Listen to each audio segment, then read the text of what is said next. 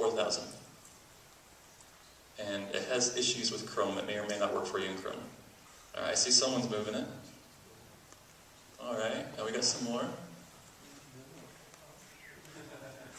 All right, that's cool. I can multi-touch grab a few at a time. So yeah, Node can take tons of it. Now, the browsers with the SVG, not so much. But we can look at the back end. Let's see, we got some Firefox 3.6 users here. Intel Mac. Mozilla 5. Lots of Macs. I guess those are popular. So, as you see, in a very small amount of code, we were able to make, kind of the beginnings of a real-time game. Add some rules to this, maybe some better graphics, and you can sell this in the App Store.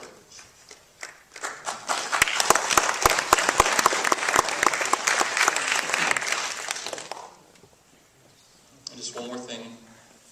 I don't know if you guys can see this, but on the iPad, add the home screen just like you do on the iPhone. And it gets the icon, and it looks just like a native app. It loads full screen, no bars, and if I kill the server, it'll still come up in offline mode. In fact, I can test that for you guys. No, I took out the cache manifest, just kidding. Let me put it back. All right, so if everyone refreshes the browser a couple times, make sure they get the cache manifest. I'm going to refresh mine. And then I'm going to kill the server. So, you guys can't move my dots anymore. But you can still launch the app, I bet. Is it working for anyone? It definitely works on this one. There we go. Oh, no, that one didn't have it. I forgot to refresh that one. Oh, I got an older one. Ah, there we go. So yeah, runs locally, just no syncing. We're in offline mode. So, in a real app, you would probably be storing these changes to local storage, and when you got back online, you'd sync up with the server. So, online, offline apps, and not a lot of code. So, that's the end of my slides, but if there's any questions, or if anyone wants me to explain anything about Node, or because there were a lot of people here who had said they hadn't heard about it. Any questions? Yes? Can you explain a bit more about how Raphael works? How Raphael works, okay. I'm not an expert, but as far as I know, it just translates the API calls to DOM events, or DOM calls to create SVG elements, and detects if you're on Internet Explorer and creates VML instead. And then uses the DOM events on the SVG for the interaction. Which is probably why he hasn't done Canvas yet, because events on Canvas are quite a bit harder. SVG does a lot for you. And that's, I don't know, there's not much to Raphael. It's just a really simple interface for doing pretty graphics, and it works in IE. Any more questions? This will be fast. Right, yes? Is your Connect library already usable and done, or? Yes, it's as soon as my work wakes up, because they're 9 hours behind us, they're going to flip the switch on this GitHub and make it public. It's going to be version 001. It's MIT licensed. It's completely free. They're not going to do something crazy and make it commercial, I hope. But no, they won't. I'll make sure. I mean, it's GitHub. They can't take the code from you. But yeah, it's ready to use now. I mean, it's definitely got some bugs, but I mean, we used Node for the last year, and it was way more unstable. So you can use this now. My goal for the Node community is for people to work on it, give me some feedback, start making real apps with it, and writing real middleware with it so we can see if it works. And if it doesn't work, we'll scratch it and do something else. But it's a starting point.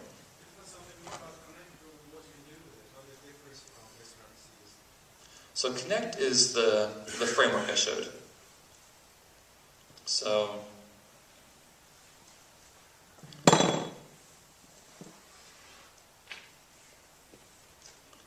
this app is a Connect app. That's probably too small.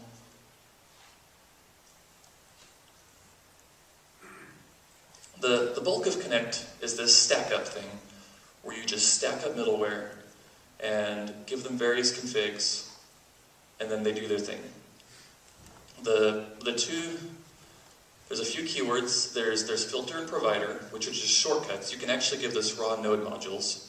So if you don't want to use one of the built-in ones, if you want to use one that you provided, you can just do module : and then require the name of your module, and it'll use that instead.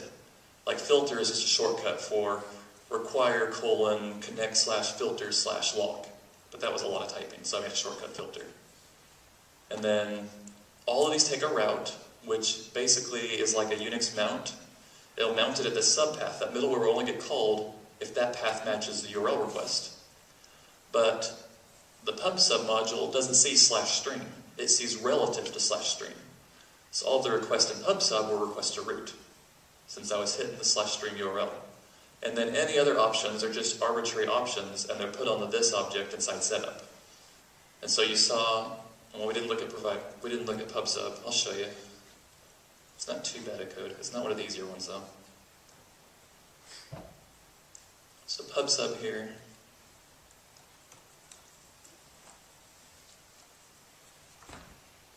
So here in setup, so I'm storing a local handle logic because I don't like doing this all over the place. So this equals this logic. That was the passed in one from the config, and that's what has those 3 methods on it.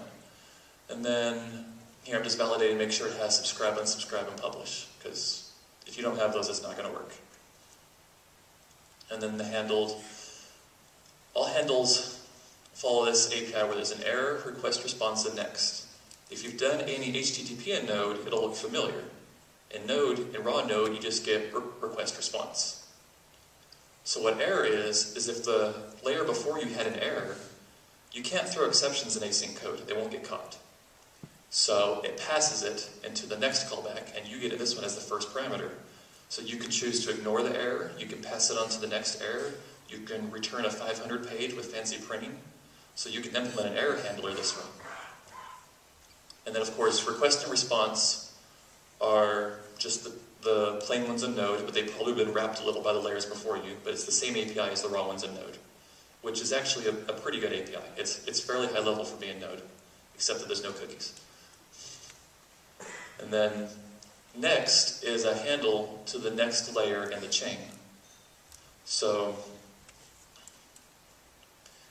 what this one will do is it looks for, if the method is a get, then we're going to assume they're subscribing.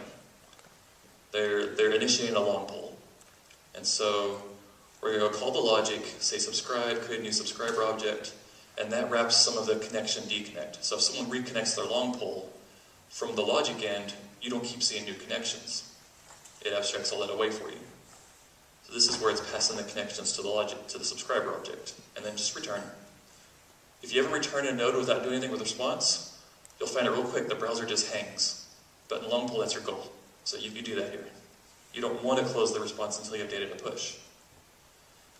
And then if it's a post, we're going to assume they're pushing some data they want to publish to everyone. And since we had the body decoder middleware before this, the body's already been decoded. If it was JSON, we get a JSON object. If it was URL encoded, we get all the form parameters. And so here I'm explicitly passing the error on to the next layer if there was an error. And then I'm just really simple. Simple body is a little convenience thing I added onto Node's response that do a 200 HTTP response with this body. And what it'll do is if the body is JSON, it'll send it with content application JSON and JSON stringify it. If it's text, it'll look at the UTF length, send it as UTF string. If it's a binary object, it'll just send it as is, as whatever MIME type you can put after this. But it's a really nice utility. Because if anyone's done raw Node, you have to write the head, you have to specify the type, every single header you want. You then have to write the body in chunks, you then have to end it. That's a lot easier. And then it actually calls the publish in the logic function the user provided. Now you'll notice this try catch here pattern. I do this a lot in Node, and it's the only sane way I found to do this.